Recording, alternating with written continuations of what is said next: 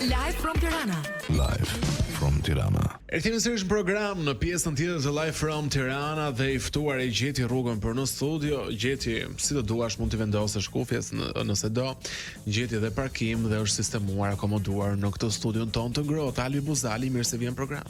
Si Ronaldo. Kënaqësi që të rishihemi, si je ti? Shumë mirë. Nuk e fillova ditën mirë, mora i gjop me të drejtën. Vërtet? Po shteti bëri detyrën, ishte fajim. Ishte përdorim telefoni. E po e ke merituar. Po. Me kë po flisja? Me të punës. Me punën, kam disa grupe aty edhe po bëja dy informacione. Nuk e di këtë taktikën që e lë telefonin në te kofsha jote, te këmba ose diku aty dhe e bën loudspeaker. Jo, po shkruaj mesazhe. Dhe mua për shkak kur më sheh policia që mund të jem duke folur, bëj sikur këndoj, pastaj sikur nuk po flisem me celularin. Ti e ke mirë. Truke të vogla. Ka raste përdor kështu GPS, i them që ishte duke përdor GPS-in, por nuk kam shpëtim mirë, nuk kam shpëtim. Mos. Nëse futemi në temë dhe rikthehemi sërish në orbitën e këtij programi, si jeti një herë të shoh mirë? Na shumë mirë, sa kam filluar të stërvitem, do të bëj një muaj. Por riktheve në palestër. Po. Çfarë palestra? Dhe shikosh, do të thënë. Tani po shija se edhe unë bëra ca javë mungesë dhe po shija që ishin rimbushur palestrat se. Po. Nga që po vjen vera tani dhe mendoj që do bën mos sex appeal kështu, edhe mendoj që do bëj nami në palas. Po do djegin gjithë qoftë që kanë ngrënë gjithë. Po s'bën trupi me 2 muaj burr, s'ka kohë. Po normal, po le të themi të bën të ta manifestojnë të ndjehen më mirë, kupton? E kuptoj qartë. Pastaj kjo punë është me o e ke ose ke thonë, kupton, nga të seks llokun e lindur. Nëse Albi u largove nga përputhen pas sa muajsh? 7 afërsisht. Pas 7 muajsh, pse u largove? Po sepse krijova një njohje jashtë. Krijoi një njohje jashtë që e ke publikuar edhe në Instagramin tënd. Sa kohë ishte kjo njohje prezente gjatë rrugtimit tënd në përputhje? Atëherë njohja pati edhe sa kohë tu desh të merrje këtë vendim që të kuptoje që ti ke gjetur dikë më të mirë jashtë dhe nuk ishe më ç'të boje në përputhje. Atëherë për të marrë vendimin më janë dashur diku ke 2-3 javë, mos gabofsha. Por njohja ime me personin tim kishte edhe një periudhë pauze, sepse në momentin kur ne u njohëm, bëm edhe një pauzë që shikoj unë jam pjesë e përputhën, nuk është se nuk mund ta vazhdojmë dot, dhe kjo nuk ishte zgjedhja ime, ishte zgjedhja e saj, edhe por pëlqimi im filloi duke u rritur më shumë, duke u strukturuar më shumë dhe prandaj domethënë filluam prapë të komunikonim, të dilnim, edhe aty duhet bëja një zgjedhje që shiko. Nuk është e drejtë si për mua, si për personin që unë domethënë frekuentohem, apo edhe për formatin, kështu që isha pak domethënë duke u menduar edhe mbas 2-3 javësh i kërkova. U mërzita autoria, Megi, Zhaku. Le të themi mërzita unë para atyre, u mërzita unë sepse krijova një lidhje emocionale me ato. Por jam shumë i njohur sepse unë arrita të njoh shumë njerëz, persona të mrekullueshëm, shumë humble, me këmbë tokë, edhe gjithmonë të ishin persona që të mbështesnin për çdo gjë. Edhe kur unë zgjohem për shembull edhe është një ditë që ne bëjmë xhirime, edhe nuk jam pjesë e asaj, do të them, përse nuk ke mesazhe nga stafi që ku je, pse e vonuar. Pikërisht, kupton, kisha Frosine për shembull që shkoi merrte mua gjithmonë orë 7:30 mëngjesit të më zgjonte nga gjumi për të bërë xhirimet, edhe kur mososh gjatë me diçka, pikërisht, ishte por jeta vazhdon. Po patjetër, po shikoj raporti kemi shumë mirë, marrëdhëniet kemi shumë të mira. Ato janë njerëz fantastik, edhe unë i respektoj dhe i du shumë. U mërzitën gocat? Nuk e di me të drejtën. Nuk është se i pyeta nëse do mërziten, por mendoj që aty formati i mungoj. Patjetër. Se më kujtoa tani e pe këtë përplasjen që shkoj në përplasje fizike mes Ketrinës dhe Emit. Po. Si e sheti si një mashkull që kërkon të fejohesh, të martohesh, të bësh fëmijë? Tani, unë dënoj dhe ai trëm pak kjo meshkujt? Sigurisht që i trëm meshkujt.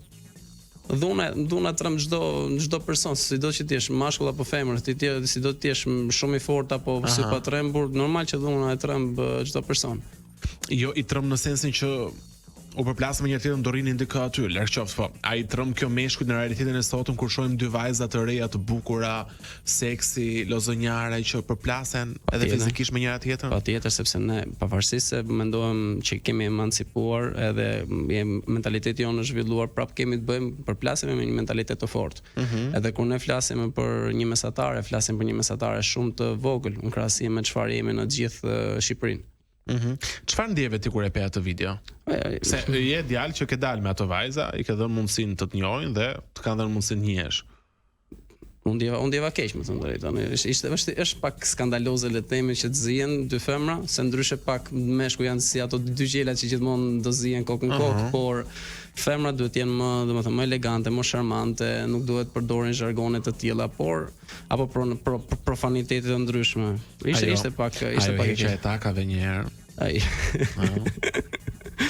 Ishte përgatitur për sherr, Ishte përgatitur për çfarë ishte u ato, ka i shumë të zihen dëgjë? Nuk e di me thënë drejtën, nuk kam qenë pjesë e saj sepse edhe kam pasur mlefe të akumuluara gjatë rrugtimit, kam patur debate, po kam patur debate.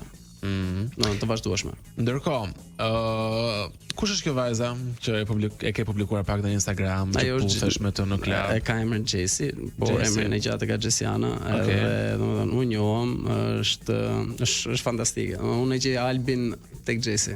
Kur shoh Gjesin, shoh Albin. Sa muaj u bot që njiheni? Tani, që nga njohja dhe themi në fund të janarit, që ishte njohja e parë, pastaj bëm atë shkëputjen, nga java 3 e shkurtë, domethënë filluam tamam. Sa kohë tu desh për ta kuptuar që e do? Le të themi një periudhë 2-3 javore. Dëgjoj, di ti sa kohë duhen dy njerëz për të dashuruar? Më vaj mend, gjysmë sekundi. Dy njerëz që janë shpirta binjak, që janë bërë për njëri tjetrin, i duhen plot gjysmë sekundi për të dashuruar. Sigurisht nuk mund të themi që e kupton që aty, por aty ndodh ai kliku parë. Hintet mi dha mua ajo që në takimin e dytë, më thënë drejtën, mënyra se si flisnim, se si komunikonim, se si u shikonim edhe domethënë se si e kuptonim njëri tjetrin, por unë isha pak më racional, që shikoja edhe në situata ndryshme. Edhe i ka kaluar gjithas provat, le të themi. Pse çfarë sprovash bën ti në një marrëdhënie? Sprovat, komunikimit jetë i qartë, ke besnikëri edhe besim tek njëri tjetri. Domethënë këto, diçka reciproke që unë ja ofroj vet partneres. Jeni prezantuar me familjet? Familjet janë prezantuar, po. Por nuk kemi shkuar akoma tek ajo pjesa tradicionale dhe formale që jemi fejesës. Por rreth atij rutimi. Pikërisht. Po e takoj mami jot nusën më. Po. Çfarë tha? Knaq. Vetëm e puthë, më thon drejtën. Vërtet. Po. Se mami im është dashur edhe vetëm e puthë. Ju bashkëtoni bashkë tashmë? Po, bashkëtojmë. Jetojmë bashkë, po. Po ajo me çfarë merret? Ai sa mund na tregosh? Ai është personal trainer. Personal trainer në botën e fitnessit. Po ku njohet njeriu? Në palestër? Jo, ishim lokal. Ishim lokal, kjo po mshite, unë po e shija edhe shkova i ulën tavolinë, më thon drejtën, se jam pak kështu. Unë s'kam lënë lokal, se këtu tek arena ka shumë lokale, s'kam lënë lokal të arenës pa ulur, po Po dashuria s'është me të kërkuar. Thjesht ishte energjia. Dashuria thjesht vjen dhe ndodh për të gjithë që e kërkoni. Interesante. Edhe shkova jule tash shikoj. Do të çuam nga tavolina sot e tashun, po s'mbej një kontakt edhe kontaktin e mora në fund, po tha nuk jeti pjesë për puthën, edhe aty pak u shtanga. Kryesisht domethënë nuk është se e kam patur kompleks, por momenti që ma than, domethënë ma tha Gjesi, unë ndjeva dhe thash, për një sekondë se në vërtet kam për të respektuar diçka. Dhe pastaj kjo që më bëri edhe të bëja një zgjedhje. Ti besoj asaj thua që po jo me zemër se njoja dhe ty kanë qenë kot, ka qenë në ktrim? Jo, nuk e kam thënë ashtu, sepse ishte kanë qenë thjesht njohje, nuk kam patur diçka emocionale, kupton, kanë qenë thjesht njohje me disa goca nga formati dhe kaq. Nuk ishte diçka për tu rezauruar. Terapistë çiftesh që analizoj databazat e. Mirë, për të shakave Albi unë bëhet shefi që e ke gjetur dashurinë. Faleminderit. Të gjesh dashurinë në kohrat e sotme është vështirë, është problem. Njësoj siç mund të gjesh një shok, një shoqe, një kolegë të mirë, pra jetojmë në kohra të vështira ku të gjesh njerëz të mirë vërdall, është probleme jo më të gjesh personin e zemrës, edhe vjen mirë që ka njerëz që dashurojnë edhe nuk kanë frikë nga ndjenjat e tyre. E shkëputsim këtu sepse pas një bisede kaq shumë të bukur, pas pak do të diskutojmë një përplasje të fortë që ka ndodhur mes Albit dhe Xhenetës pak ditën parë në Totua. Mirë, rikthehemi sërish në program 11:35 është ora eksakte në këtë moment. Jemi në studio me Albi Buzalin, i cili po na tregonte pak më parë largimin e tij nga Përputhen, një program i cili vjen çdo ditë në Top Channel rreth orës 6 pasdite në ndërtimin Megi Pojanit, ku të rinjt aty tentojnë të dashurohen. Albi nuk doli çift nga programi, por doli çift me dikë tjetër paralelisht jashtë programit dhe vendosi të tregojë sinqert me produksionin dhe ndjekësit e këtij programi. Ndërkohë, të dielën që lëm pas, Albi një debat e transmetuar në trotuar mes teje dhe Xhenetës ka ndezur goxha rrjetin. Çfarë ndodhi? Një perifrazim. Atë nuk ishte qëllimi im që ta agravoj situatën në atë mënyrë, unë thjesht po diskutoja në lidhje me Përputhen. 100% Xheneta nuk e ka pa episodet e Përputhen, por thjesht ka dëgjuar që Albi kishte një lidhje paralele, por edhe kjo nuk është e vërtetë se unë s'kam patur lidhje paralele, ishte thjesht njëje. Lidhje u zyrtarizuar në momentin që unë dola nga Përputhen. Kështu që nuk është se më gënjeva njëri, përkundrazi nuk do ja pranoja gjithë çdo gjë përballë një Shqipëri apo një diaspore që ndjekin formatin. Kështu që ajo direkt ofendoi duke thënë mashtrues. Tani pam një orë duke diskutuar këtë gjëra. Po duke sikur kishte diçka mes jush që vinte si e implifikuar që nga jashtë. Pra ju njiheni? Jo, nuk njihemi. Nuk njihemi. Aty ishte takimi i parë. Po ishte takimi i parë. Më era parë Xheneta kam parë vetëm kur ka dalë në emisionet e Topit. Okej. Unë se kam parë në asnjë vend tjetër, unë se dija kush ishte Xheneta. Jam shumë i sigurt ajo nuk e dinte kush ishte unë deri në momentin që jemi takuar në trotuar dhe u bë ai debat. Dhe por, shiko, ajo ka edhe një tip impulsiv dhe agresiv që direkt kalon në sulm, edhe jo vetëm në sulm, po edhe në ofendime.